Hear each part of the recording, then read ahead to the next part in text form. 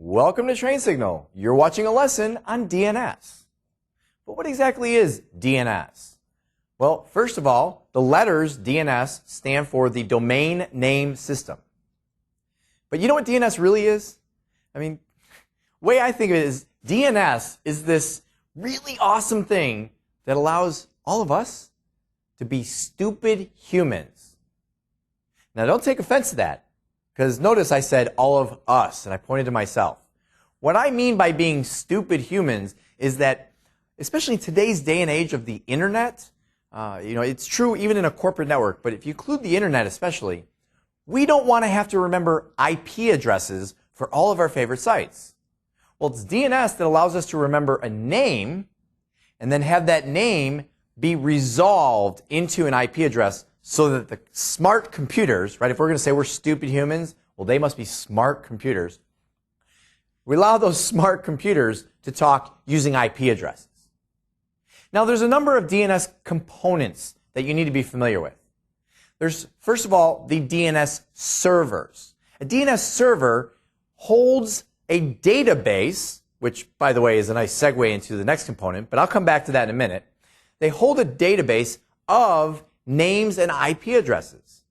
And that's how a lot of this resolution takes place, is you go ahead and you say, hey, Mr. DNS server, I want to reach this name. And the DNS server says, whoop, okay, that's this IP address. Here you go. Back to the computer so that it can communicate. Now, I mentioned it was kind of a segue into the second component I want to mention, which is the DNS database itself. Well, it should be fairly obvious. I pretty much just gave it to you. It's a listing of names and the matching IP addresses. And we say that within that database, it's a list of DNS records. And we're going to talk about some of the specific records later on in this lesson. The last component to really make up the entire DNS infrastructure, if you're going to have servers, well, you have to have DNS clients. And that's all the individual computers that you might be sitting at or I might be sitting at. And we say, oh, I want to get to my favorite website. That client, that DNS client, goes to the DNS server to do the lookup. So that's kind of the real basic what is DNS. So now let's go in and look at some of the individual components and how some of it actually works.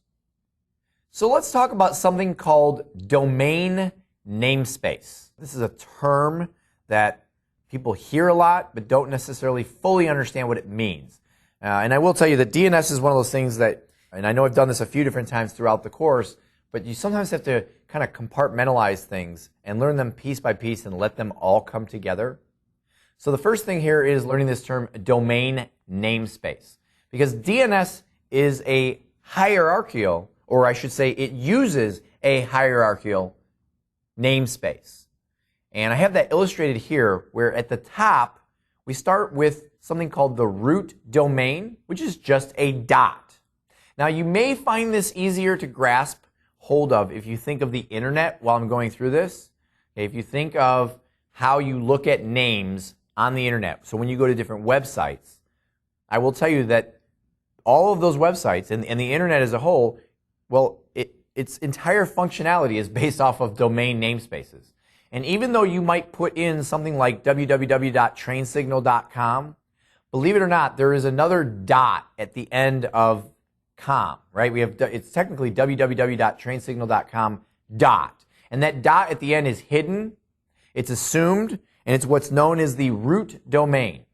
And the other thing I should point out is that when you look at a name, and I'm referring to, again, like on the internet, when you look at a web browser, we actually read these names from right to left when it comes to the official, how did this domain namespace get put together?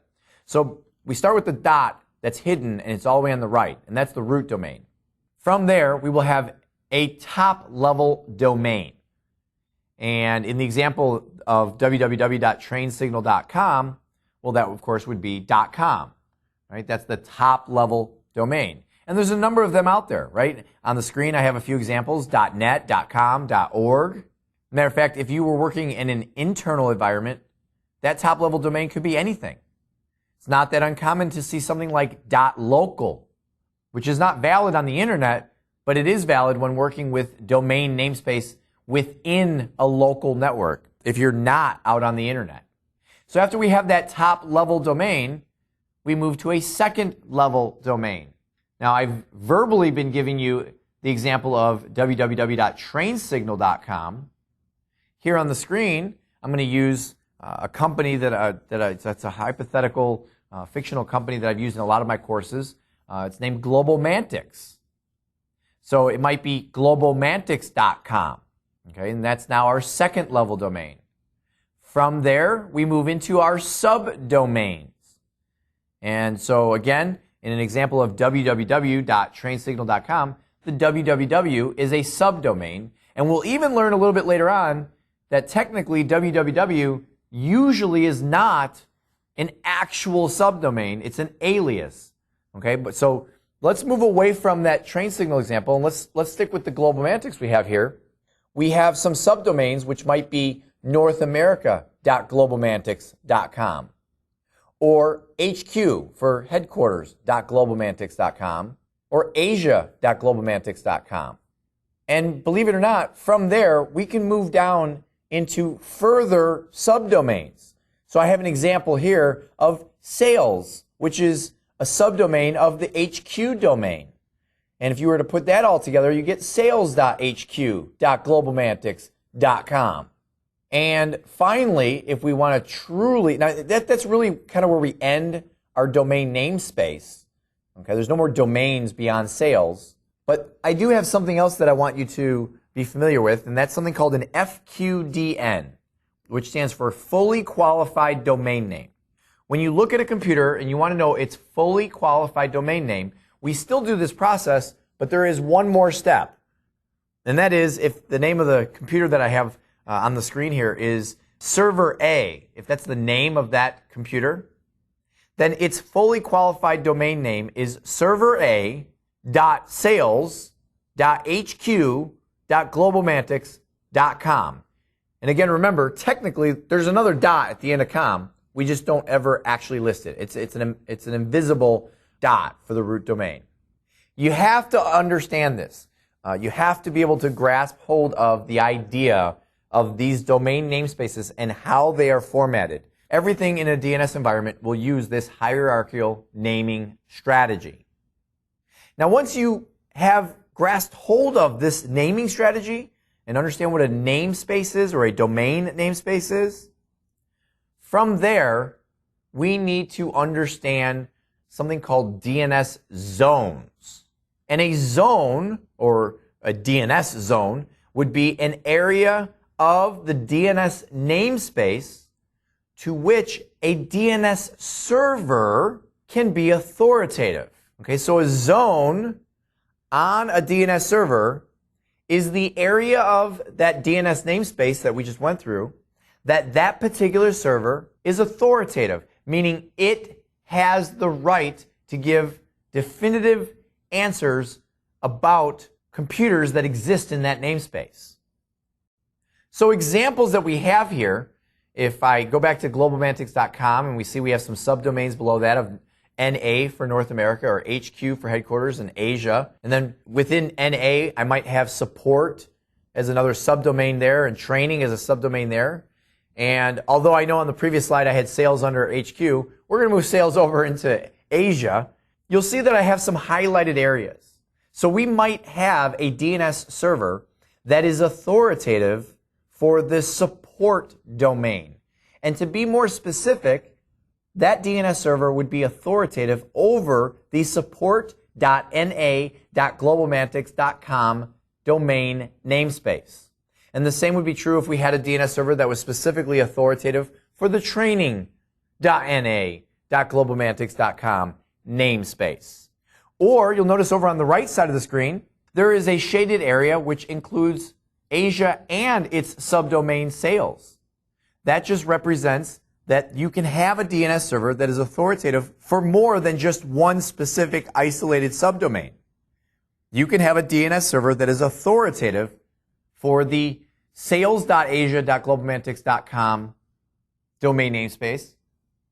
But even beyond that, it's authoritative for the entire asia.globalmantics.com namespace. Now, what does this mean, authoritative? What that means is that if somebody in this environment, so we'll say somebody within the GlobalMantics enterprise, wanted to look up the IP address of a computer that had a fully qualified name that existed within, let's say, the training.na.globalmantics.com namespace, in order to do that, it would have to go to the DNS server that was authoritative for that namespace.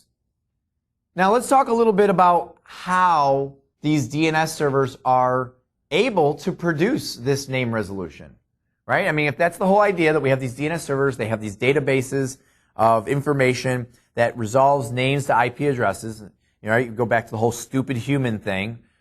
Well, the way this is done, that database is made up of something called DNS records. Now, there's a lot of different types of DNS records that are out there, and I have just a few of them listed for you here. Okay, so I just want to make sure you understand this is not an all-encompassing list here. Okay, there is many more types of DNS records for all sorts of different types of name resolution, but these are some of the more common ones. So the first one, or really I should say the first two on the list here, we have what's known as an A record, and then we also have an AAAA record, and obviously that's not a whole lot of fun to say, so a lot of people will actually just refer to that as a 4A record. Well, both an A and a 4A record are essentially the same thing. They are both known as host records. And these are the most typical type of record that you will find on a DNS server. These are just the plain and simple, how do we resolve a computer name to an IP address? Those are the most basic records there are. The only difference between an A and a 4A record is that the A record is used with IPv4 and the 4A record is used with IPv6. That's the only difference.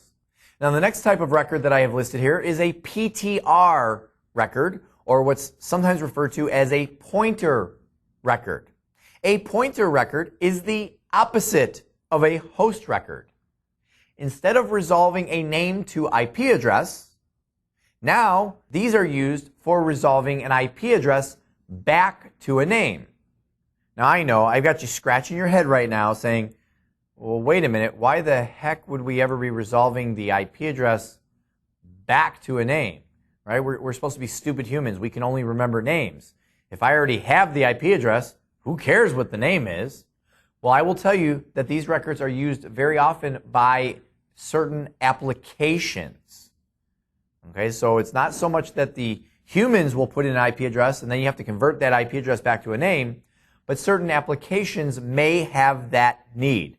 And that's what those pointer records are for.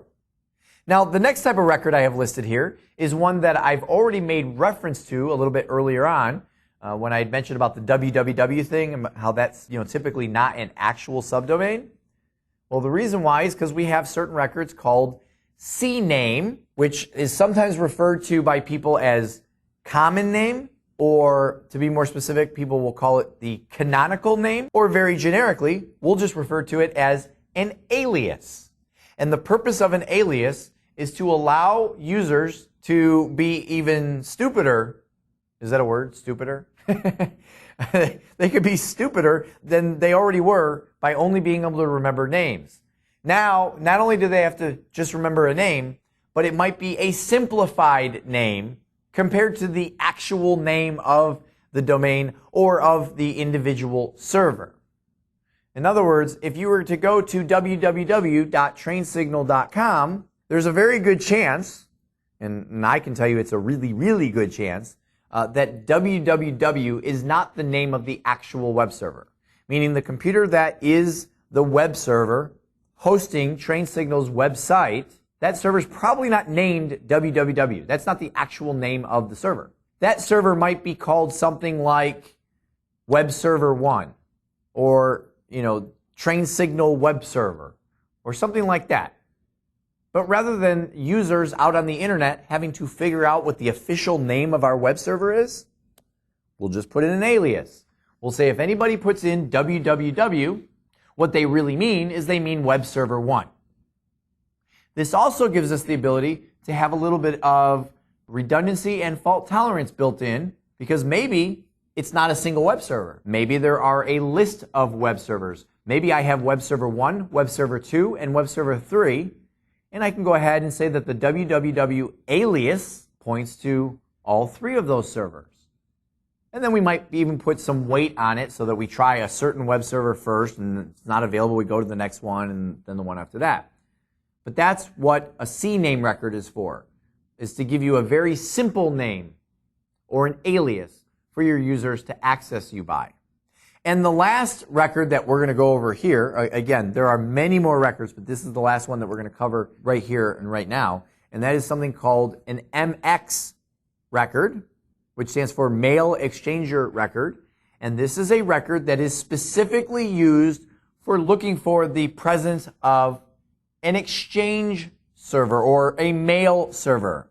Okay, I say an exchange server because I'm very used to Microsoft world, and the Microsoft mail servers are known as exchange servers. So an MX record is going to show you where an email server is. So if a user is attempting to send an email to whatever at trainsignal.com, as soon as it gets to that at trainsignal.com, the DNS server that is authoritative for trainsignal.com is going to look for an MX record saying, hey, this is an email transmission, so where is an email server that I'm going to send this to? And again, you can have more than one MX record, and then you can put a weight to it so that you determine the order of the email servers that you want to communicate with.